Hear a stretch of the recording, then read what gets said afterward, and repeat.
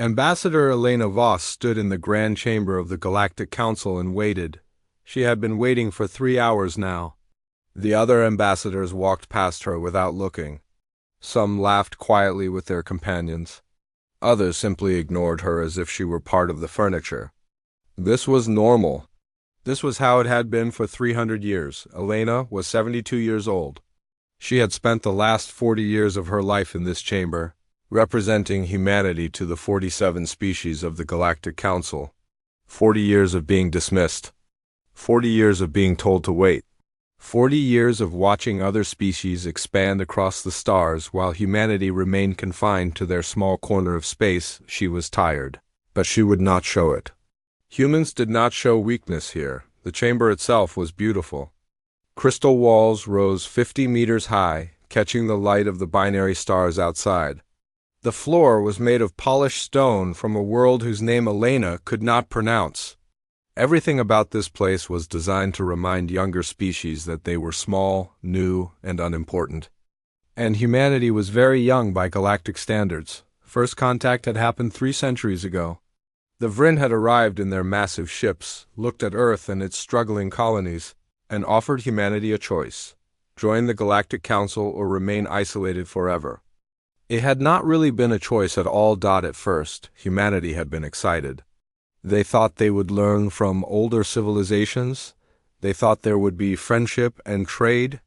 They thought wrong. The Council had rules, so many rules. Younger species like humanity could only settle 12 worlds. Older species could settle hundreds. Younger species paid higher taxes. Younger species needed permission to build new ships. Younger species had to follow every command from the Council arbiters. Elena remembered her first day as ambassador. She had been young then, full of hope. She had believed that patience and diplomacy would earn humanity respect. Now, 4 decades later, she knew better. Patience had earned humanity nothing but more contempt. The Vryn were the worst. They were one of the oldest species in the Council, and they never let anyone forget it. They had scales like blue metal and stood 3 meters tall. They looked down at everyone, especially humans. Arbiter Zethkal was the current leader of the Vryn delegation. He was also the most powerful voice in the Council. When he spoke, others listened. When Elena spoke, others checked their communication devices or simply left the room. Ambassador Voss. The voice came from behind her. Elena turned. A young aide stood there, barely 20 years old. This was his first posting. "The Council will see you now," he said.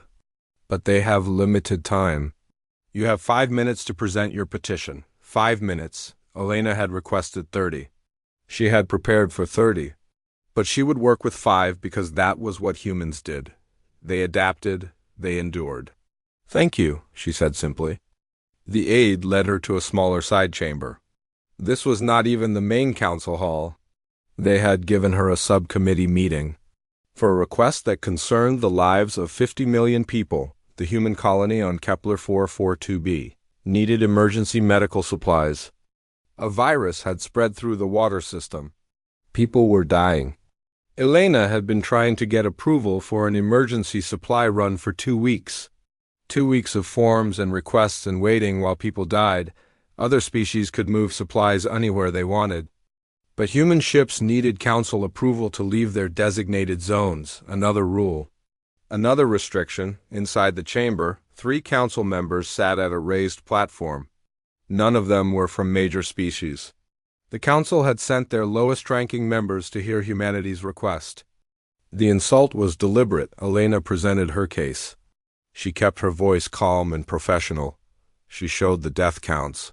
She explained that every day of delay meant more deaths. She asked, politely, for emergency authorization to send medical supplies. The 3 council members barely looked at her data. "The proper forms were not filed in triplicate," one said. "The emergency designation requires approval from a full council session," another added. "We will add this to the agenda for next month's meeting," the third concluded. Next month, and next month, thousands more would die. "With respect," Elena said, keeping her voice steady, "this is an emergency. Our people are dying right now. The forms can be completed after the supplies are delivered." The three council members looked at each other. One of them made a sound that might have been laughter. Ambassador Voss, humanity has been part of the council for 300 years. In that time, you should have learned our procedures. Rules exist for a reason. If we make exceptions for you, we would have to make exceptions for everyone. Other species move medical supplies without this process, Elena said. Other species, the council member said slowly, have earned that privilege through centuries of service and contribution. Humanity has not. There it was. The truth beneath all the diplomatic language. Humanity had not earned respect. Humanity was young, primitive, and unimportant. Elena bowed her head slightly. I understand. Thank you for your time. She left the chamber with her dignity intact. Only when she was back in the privacy of her own quarters did she allow herself to sit down heavily, feeling every one of her 72 years. Her communication console blinked. A message from Earth. She opened it and read the words carefully. It was from the defense minister, marked with the highest security clearance. Continue standard protocols. Maintain diplomatic posture. Patient endurance remains our primary strategy. All contingency plans remain theoretical only. Theoretical. That was the word they always used. Elena knew what it meant. Somewhere, far from the council's watching eyes, humanity was preparing for the possibility that patience might not be enough.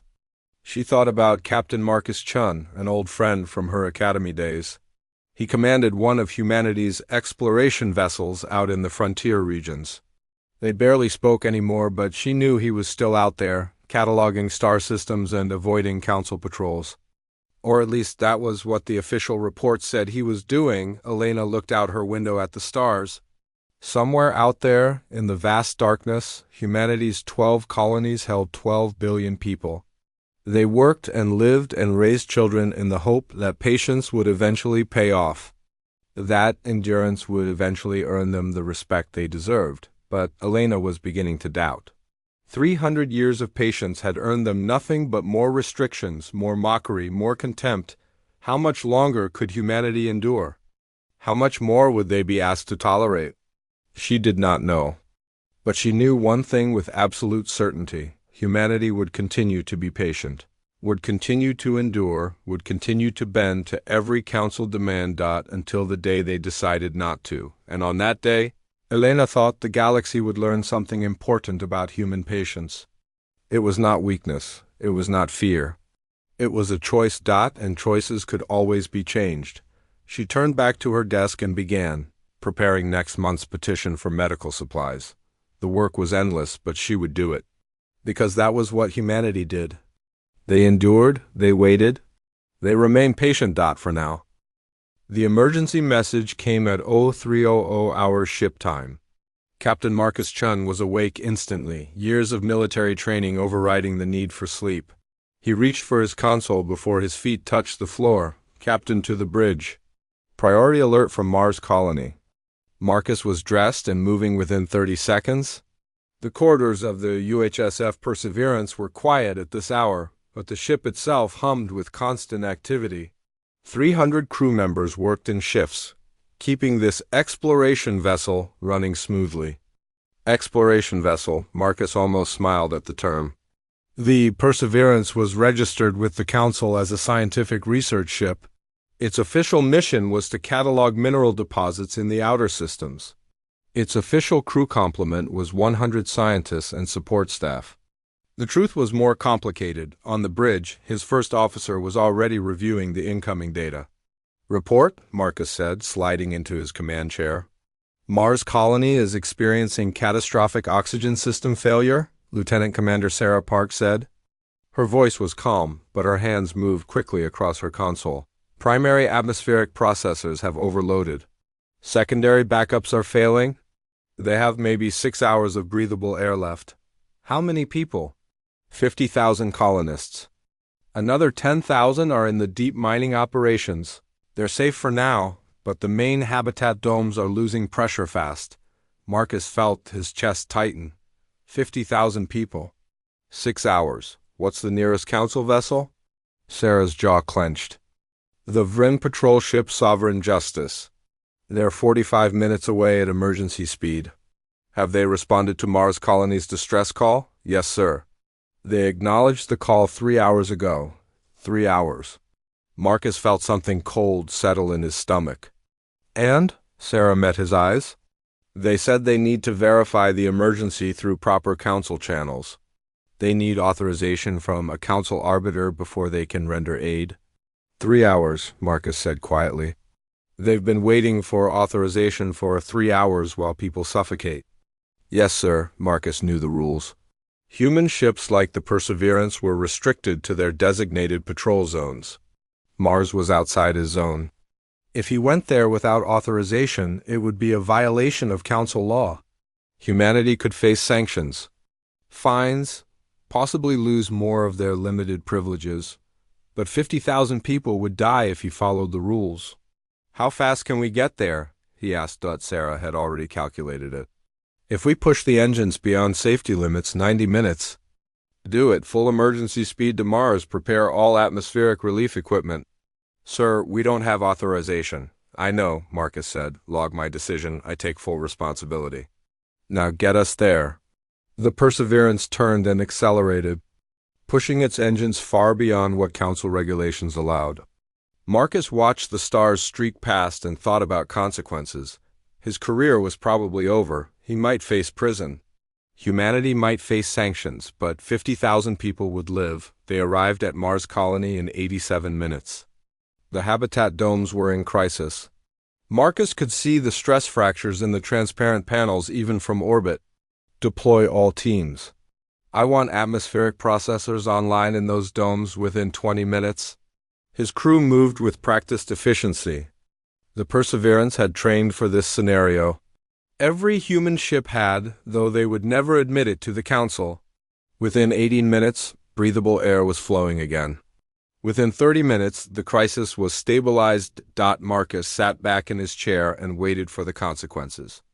They came swiftly. The Vryn ship Sovereign Justice arrived 40 minutes later, well after the emergency was over.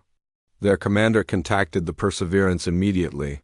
Human vessel, you have violated your territorial restrictions. You have rendered aid without proper authorization. This is a severe breach of council law. Marcus kept his voice level. Mars Colony had less than an hour of air remaining. Your ship was closer but did not respond. We were awaiting proper authorization. Protocol must be followed. 50,000 people would have died following your protocol. There was a pause. When the Vryn commander spoke again, his voice held what might have been amusement. Acceptable losses for proper order. You humans always were too emotional. Expect formal charges. The communication ended. Marcus sat in silence. Acceptable losses. 50,000 human lives were acceptable losses. The charges came within a week. Captain Chen was ordered to appear before a council tribunal. The Perseverance was to be impounded. Humanity was fined 2 years' worth of resource. Production for the unauthorized territorial violation. But that was not the worst part. 3 weeks after the Mars incident, the Council passed a new mandate. They called it the Protection Contribution Requirement. In simple terms, all younger species had to pay 30% of their resources to the Council for protection and security services. 30%? From species who were already struggling under existing restrictions, Ambassador Voss argued against it. She presented careful, logical arguments about how this would cause economic hardship. She showed projections of suffering and potential colony failures. She spoke for 45 minutes in the main council chamber. When she finished, Arbiter Zethkel stood. His blue scales caught the light as he looked down at her. Ambassador Voss, humanity continues to demonstrate immaturity. You're unauthorized. Rescue at Mars Colony proves you cannot follow basic protocols. This mandate will teach younger species the value of discipline and order. The vote will proceed. The vote was 42 in favor, 1 against, with 4 abstentions. Humanity was not allowed to vote on matters that concerned them directly. Another council rule, Elena returned to her quarters that night and found a message from Earth. It was coded, but she had been reading these messages for 40 years. She knew what it meant. Continue all diplomatic efforts. Maintain public patience. Patience protocol remains in effect. Harbinger contingency moves to standby alert. Harbinger. She had heard that code name before, years ago, in a meeting she was not supposed to remember. She did not know what it meant, not exactly, but she knew it represented an alternative to patience.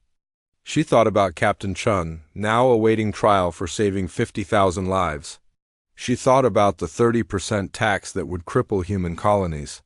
She thought about 300 years of patience earning nothing but more contempt. How much longer? How much more? Elena had no answer. But she began to suspect that humanity's leaders had been asking themselves the same question. And somewhere, in some secure facility she would never see, they had prepared an answer. On the frontier, in restricted space where Council ships rarely patrolled, the Perseverance received new orders. Marcus read them 3 times to be sure he understood. Disengage all civilian identifiers. Activate military protocols. Await further instructions. His first officer looked at him with questions in her eyes. What does it mean, Captain? Marcus thought about the Vryn commander's words. Acceptable losses. He thought about 50,000 people who would have died because protocol was more important than lives. It means, he said slowly, that someone has decided patience might have limits after all. Across human space on 12 colony worlds and 100 hidden outposts, similar messages were received. Ships that looked like civilian vessels began quiet transformations. Defense systems that officially did not exist powered up for the first time in decades.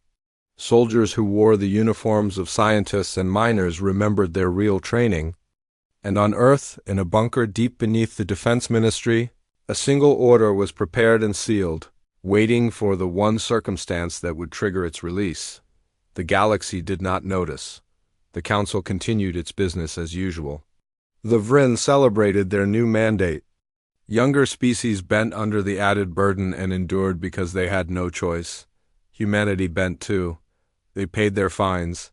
Captain Chun was sentenced to 5 years in a Council detention facility. The 30% tax was collected on schedule. Humanity remained patient. Humanity endured, but deep in the darkness something was waking up. Something that had been waiting for 300 years. Something that would only emerge if patience finally ran out. The galaxy would not have long to wait. The Summit Chamber on Vryn Prime was even grander than the regular Council Hall. Elena Voss had never been here before. Few humans had. The Vryn only held summits on their homeworld when they wanted to pass something truly important or truly terrible. Elena stood with the other ambassadors, arranged in careful order by species age. Humanity was near the back, of course. The Vryn stood at the front. Arbiter Zethkal on a raised platform that put him above everyone else. She had a bad feeling about this summit. Earth had warned her something was coming, but their intelligence was limited. The Vryn had been unusually secretive about the agenda. Now she understood why. Fellow Council members, Zethkal began, his voice echoing through the massive chamber. We gather today to address a critical issue of galactic resource management. For too long we have allowed inefficient species to occupy prime worlds while contributing minimally to Council prosperity. Elena felt her stomach drop. She knew what was coming. After careful analysis by our Resource Management Committee, we have identified several worlds that would better serve the galactic community under different administration. These worlds possess unique characteristics that could be fully utilized by species with proper technological and cultural development. He paused, his scaled face showing something that might have been pleasure. The world known as Earth is designated as Prime Category 1. It possesses optimal atmospheric composition, diverse biospheres, and strategic location. Current occupants have failed to develop it to full potential in the 3 centuries since Council contact. Elena's blood turned to ice. They could not be serious. Earth was humanity's homeworld. 12 billion people lived there. It was where humanity had evolved, where all their history existed. Therefore, Zethkal continued, the Council proposes the Vryn Relocation Initiative. Humanity will be given 10 standard years to relocate from Earth. The world will be transferred to Vryn administration as recognition of our 4,000 years of Council leadership. Humanity may retain their colony worlds and will receive assistance in relocating their population. The chamber erupted. Some species shouted support. Others looked shocked. A few species who had their own conflicts with the Vryn seemed concerned, perhaps worried they would be next. Elena found her voice. Arbiter Zethkal, I must protest in the strongest possible terms. You're talking about removing humanity from our homeworld. This is not a resource management issue. This is a council decision, Zethkal interrupted. You may file a formal protest, but it will not change the outcome. The vote will proceed immediately. I have not even been allowed to make a full statement, Elena said, her voice rising despite her attempts to stay calm. This is our homeworld. You cannot, security, remove the human ambassador. She is disrupting official proceedings. Two large Vryn security officers moved toward Elena. For a moment she considered resisting. 300 years of diplomatic training warred with the urge to fight. She was 72 years old and surrounded by species who saw her as primitive and weak. But if she fought, they would use it as evidence of human instability. They would say humanity was violent and dangerous. They would justify the relocation. So Elena allowed herself to be escorted from the chamber. She kept her head high as they walked her out. Even as she heard Zethkal call for the vote. In a side chamber, they left her alone. She sat in silence, hands shaking with suppressed rage. After 300 years of patience, after enduring every insult and restriction, the council wanted to take Earth itself. Her communication device chimed. It was a direct line from Earth, the most secure channel available. Ambassador Voss, stand by for secure transmission. Elena activated the highest security protocols. The voice that came through was the Secretary General of Earth herself. Elena, we know what happened. We saw it through your video feed before they cut you off. I need you to listen carefully. Patience protocol is suspended as of this moment.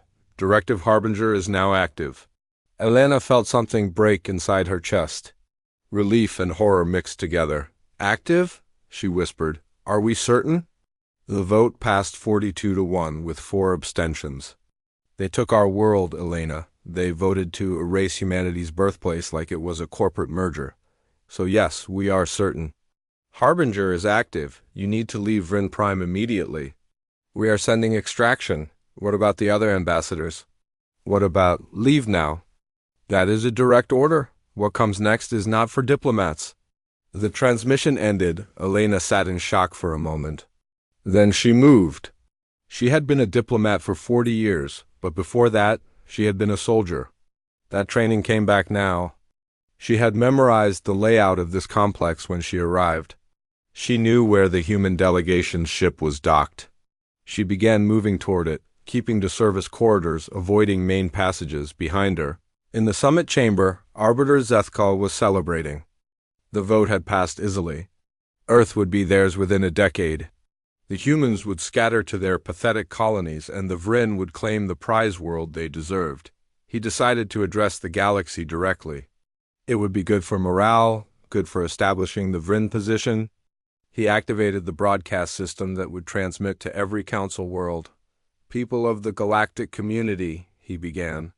Today the council has made a historic decision. The world called Earth has been redesignated for optimal use. Humanity has been given generous time to relocate. This action demonstrates the Council's commitment to efficient resource management. He paused, then added with undisguised contempt. To humanity I say this, your patience is your weakness. You have endured every restriction, every limitation, every insult because you are too afraid to do otherwise. Your world is ours now. Be grateful we are giving you 10 years to leave. Be grateful we do not simply take it immediately. He smiled, his scales gleaming. Perhaps this lesson will teach you that patience without power is just another word for cowardice. The broadcast ended. Zethkal felt satisfied. Let the humans rage impotently. Let them file their useless protests. In 10 years, Earth would belong to the Vryn, and humanity would be just another scattered, powerless species on Earth. In the Defense Ministry bunker, a room full of military leaders watched the broadcast in silence. The Secretary General spoke quietly. Execute Directive Harbinger, full authorization, no holds barred. Across human space, the message went out on channels the Council did not know existed. To ships that were not what they appeared to be. To colonies with hidden armories.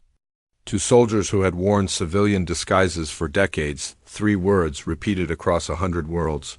Patience is over. Captain Marcus Chun received the message aboard the Perseverance. He read it twice, then looked at his first officer. Lieutenant Commander Park, activate combat protocols. Disengage all civilian systems. Show this ship what it really is. Sir, are we really doing this? Marcus thought about the Vrin commander saying 50,000 human lives were acceptable losses. He thought about Earth being taken away like it was nothing. He thought about 300 years of patience earning nothing but contempt. Yes, he said, we are really doing this. Signal the fleet, all ships to battle stations. Harbinger is active.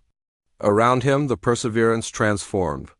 Panels slid away to reveal weapons that should not exist on an exploration vessel. Engines that were supposedly civilian-grade suddenly showed their true power output. Systems came online that were not in any official schematic. In 15 minutes, the exploration vessel Perseverance became what it had always been underneath. A warship more advanced than anything the Council had ever seen. And it was not alone. Across the galaxy, hundreds of human ships underwent the same transformation. Colony defense stations that officially did not exist powered up. Soldiers revealed themselves. The truth came out. Humanity had been patient. Humanity had endured.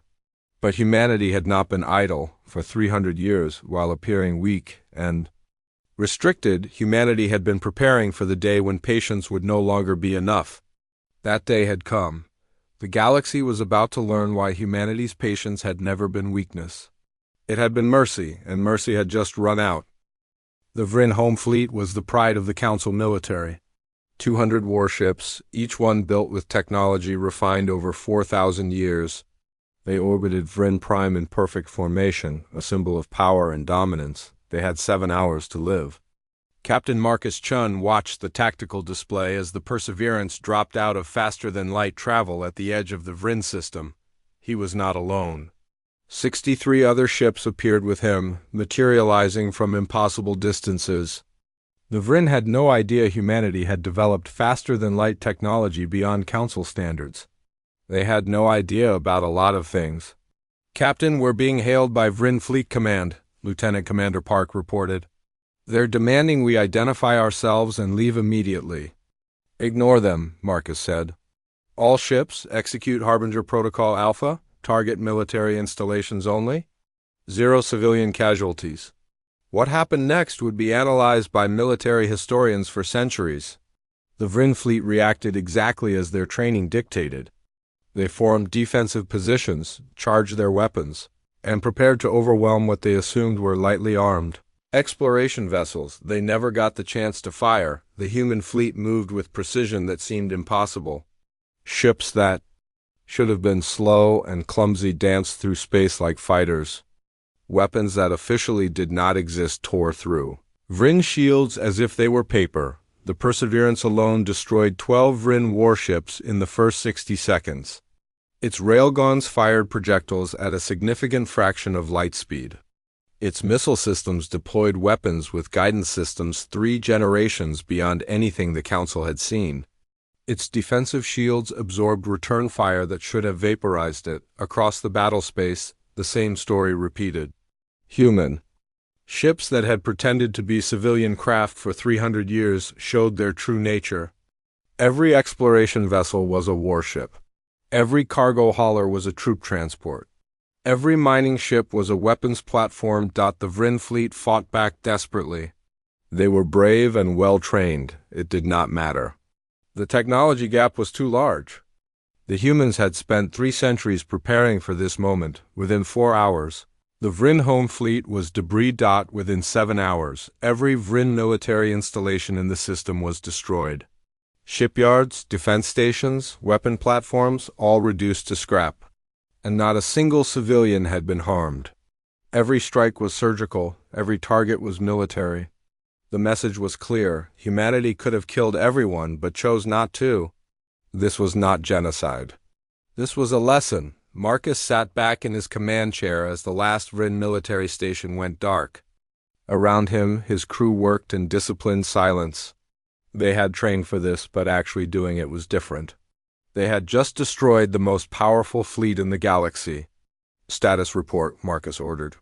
All human ships operational. Minor damage to the Newton and the Hawking, but nothing critical. 0 casualties on our side. Vryn military capability in this system is reduced to 0. Civilian casualties? None, sir. All strikes were clean, Marcus nodded. That had been the hardest part of the planning. How to wage war without becoming the monsters the Council thought humans were.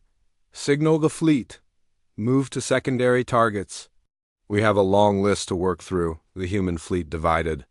Groups of ships moved toward other Vryn military installations across the Empire.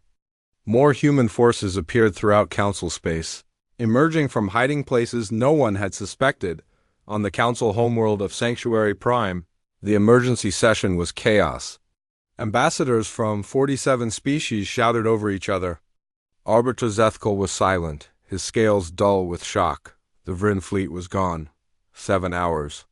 It had taken humanity 7 hours to destroy what had taken the Vryn 4,000 years to build. The ambassador from the Krell species, a race known for military expertise, had spoken to the confusion. How is this possible? Our intelligence said humanity had perhaps 30 warships total. Where did they get this technology? How did they hide it? No one had an answer. But as the reports continued to flow in, the picture became clear and terrifying. Humanity had lied about everything. Their population was not 12 billion spread across 12 worlds. It was over 30 billion across hundreds of hidden colonies. Their ships were not simple exploration vessels. They were advanced warships, disguised with false transponders and fake mission profiles. Their technology was not centuries behind the Council. It was decades ahead. Every human colony had hidden defense networks that were now activating. Every human cultural observer throughout the galaxy was actually a military intelligence operative. Every human scientist who had requested access to Council databases had been gathering information for this moment. For 300 years, humanity had played the role of weak, patient, struggling newcomers. It had been the greatest deception in galactic history. And now the truth was out. By the end of the first day, Vryn military forces throughout the galaxy were in retreat. Human forces systematically dismantled their bases, destroyed their ships, and captured their command centers. By the end of the second day, other Council species began to panic. If humanity could do this to the Vryn, what would stop them from conquering everyone? The answer came on the third day. Earth broadcast a message to every system in Council space. The Secretary General herself spoke, her words translated into every galactic language. People of the galaxy, humanity does not seek conquest. We seek justice. For 300 years, we have endured oppression. We have been restricted, taxed, mocked, and dismissed. We have watched our people die because the Council valued protocol over lives. We have been patient, believing that peaceful coexistence was possible. She paused, her voice hardening. 2 days ago, the Council voted to take our homeworld. Not because we were a threat. Not because we had violated any law. But because they wanted it, and they believed we were too weak to stop them. They were wrong. We are not weak. We have never been weak. We chose patience because we believed in peace. We chose restraint because we valued life. The Council mistook our choice for inability. They believed patience meant cowardice. They forgot that patience could also be strategy. So now we show the galaxy what humanity is truly capable of. We are dismantling the Vryn military not out of hatred, but out of necessity. We are destroying Council military infrastructure not for conquest, but for liberation. We are ending this corrupt system that has oppressed younger species for millennia. To the Vryn, surrender your military forces and face justice for your crimes. Your civilians will not be harmed. Your worlds will not be conquered. But your ability to oppress others ends now. To the other Council species, we do not seek war with you. Stand down and you will not be harmed. Continue to support the Council's oppression, and you will be treated as hostile. To the younger species who have suffered under Council rule, you are free, no more tribute, no more restrictions. No more waiting for permission to survive. Humanity is not your new master, we are your liberators. And when this is over, we will build something better together. The broadcast ended. Across the galaxy, Council military forces faced a choice. Some chose to fight. Those battles were short and decisive. Human forces had overwhelming technological superiority, but they used it with precision, military targets only. No civilian casualties, no unnecessary destruction, some chose to surrender. Those forces were treated fairly, their soldiers detained. But not abused, their officers held for war crimes tribunals. Some chose to simply abandon the Council entirely. Smaller species took the opportunity to declare independence. Some even thanked humanity for giving them the courage. By the 10th day, the war was effectively over. The Vryn had surrendered unconditionally. Most other Council military forces had stood down. A few isolated conflicts continued, but the outcome was inevitable. The campaign that historians would call the Fortnight War had lasted 17 days from the first shot to the final surrender. In that time, humanity had destroyed or captured over 2,000 Council military vessels, dismantled 43 major military bases, and liberated 18 younger species from Council control. Human casualties, 473. Civilian casualties, 0. The galaxy would never be the same. Humanity had revealed itself, and the revelation was terrifying not because humans were monsters, but because they had been so far ahead all along and no one had known. Captain Marcus Chum stood on the bridge of the Perseverance as the last Vryn admiral signed the surrender documents. He thought about Ambassador Voss, who was safe now, extracted from Vryn Prime hours before the attack began. He thought about the 50,000 people on Mars who had almost died because protocol mattered more than lives. "Commander Park," he said quietly. "Set course for Earth. It's time to go home." "Home, sir?" "I thought we were going to continue patrols." Marcus smiled tiredly. "The war is over. Now comes the harder part. Building something better." The Perseverance turned toward Earth, and across the galaxy, hundreds of human ships did the same. The fighting was finished. Now, humanity had to prove they meant what they said about liberation instead of conquest. The galaxy watched and waited, still stunned by what they had witnessed. The patient humans had finally run out of patience and, in 17 days, had rewritten the balance of power that had stood for thousands of years. 50 years had passed since what official records called the Silence. Most species did not use that name in conversation. They simply did not speak of it at all. Ambassador Elena Voss, now 122 years old, sat in her garden on Earth and watched the ships come and go above. She had retired 20 years ago, but she still followed galactic affairs. Old habits were hard to break. A young journalist sat across from her, a recorder in hand.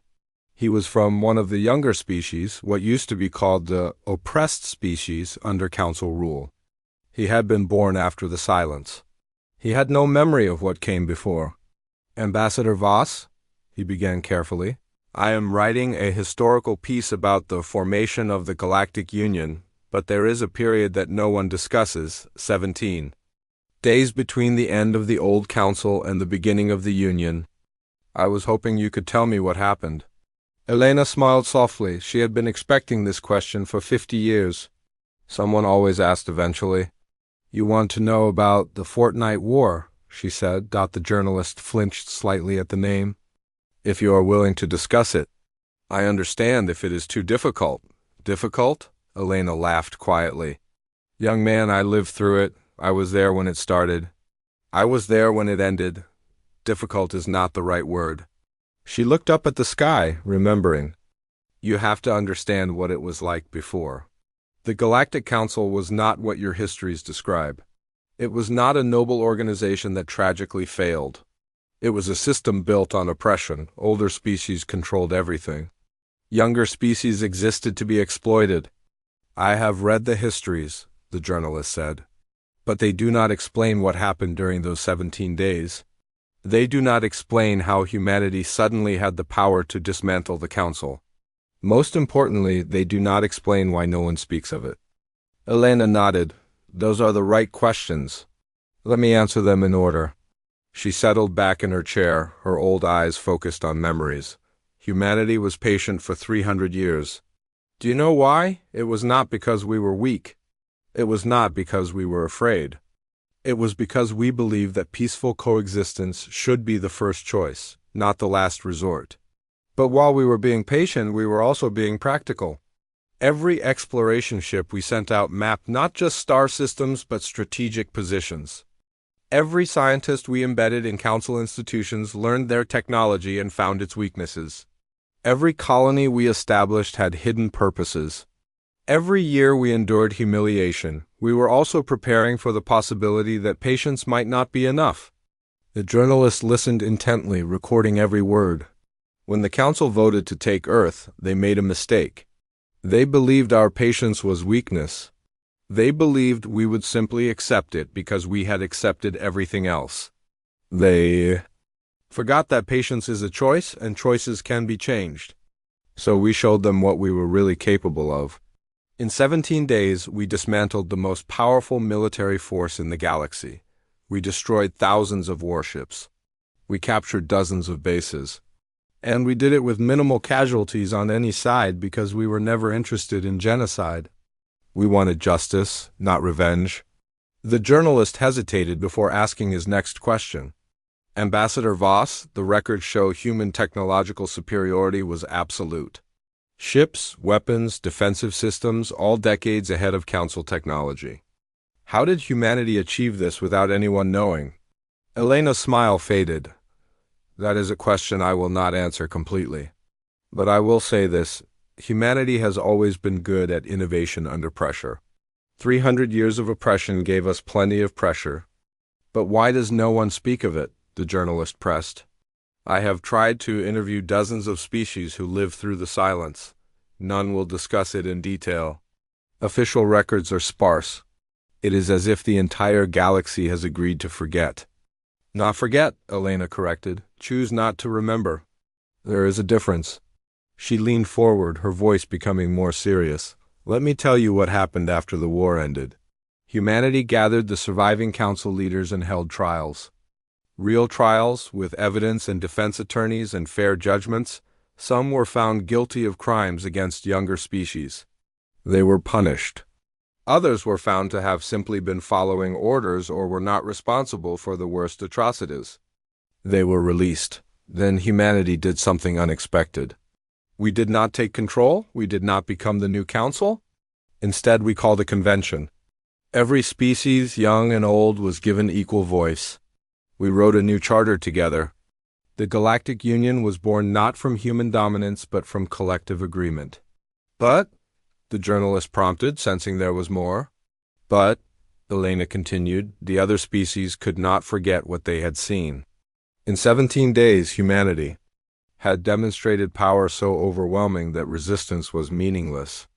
We had shown technology so advanced that the gap could not be closed for centuries. We had revealed that for 300 years, while appearing weak, we had been strong enough to destroy them all at any time. That knowledge was terrifying.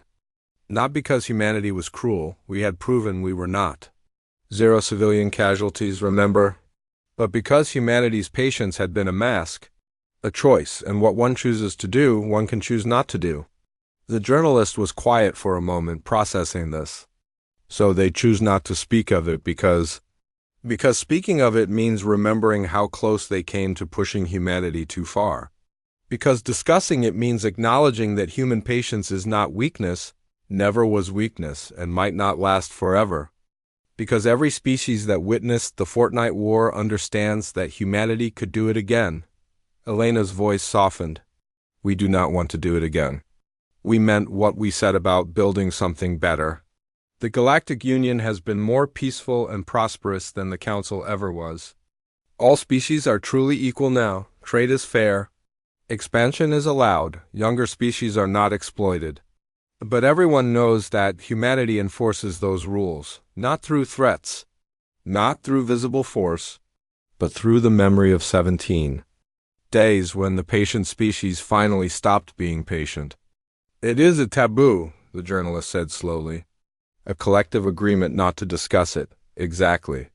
The galaxy functions better when everyone focuses on the present rather than those 17 days. When people discuss human patience now, they do it with respect, not mockery. When conflicts arise, they are resolved through the Union systems, not through force. Because no one wants to test whether humanity's patience has limits again. The journalist sat back, his recorder still running. So the silence is maintained because it benefits everyone. Humanity does not want to be feared as conquerors. Other species do not want to remember how completely they were dominated. Yes, and also because there is genuine trauma. Species who witnessed the technological gap, who saw their mighty fleets, destroyed so easily, who realized they had been so thoroughly deceived for so long. That creates a psychological wound. Choosing not to discuss it is a way of healing. Elena looked at the young journalist kindly. You were born into a better galaxy than the one I knew in my youth. You have never experienced systematic oppression. You have never seen one species dominate others through force. That is good. That is what we fought for. But you must understand that this peace exists because of those 17 days that no one discusses. The silence is not amnesia. It is a conscious choice to focus on what we built together rather than what was destroyed. The journalist turned off his recorder. Will you allow me to publish this interview? Elena considered. Yes, but understand that most people will not want to read it. They will not want to remember. Your piece will likely be ignored or forgotten. But someone should know, the journalist insisted. History should be recorded. You are right, Elena agreed. History should be recorded. Just do not expect everyone to want to read it. The journalist left, and Elena sat alone in her garden. She thought about Captain Marcus Chun, who had died 5 years ago. Celebrated as a hero, but never discussing his role in the Fortnight War. She thought about the thousands of humans who had served in that brief, terrible conflict, most of whom never spoke of it even among themselves. She thought about Arbiter Zethkal, who had spent 20 years in prison and died there, his once mighty empire reduced to one world among many equals. He had never understood what humanity's patience had really meant. He had never realized that.